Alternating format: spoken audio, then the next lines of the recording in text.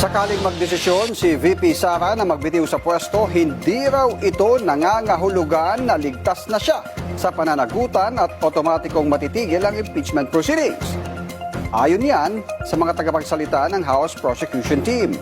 Ayon kay House Prosecution Panel Spokesperson Attorney Benjamin Tolosa, may dalawang constitutional penalties ang impeachment.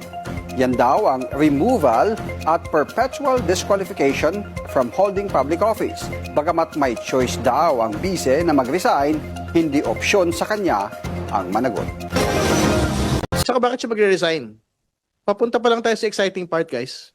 Papasok na yung MLC records, saka yung BIA records, saka yung bank records. He's entitled to his own opinion, and I respect his opinion, whether it be for us or against us. But yung sa amin naman po, never pa namin napag-usapan ng ating Vice Presidente yung resignation. So I don't think we even have to discuss. Ako nyo yung tax namin, tapos magbabayad pa din kami.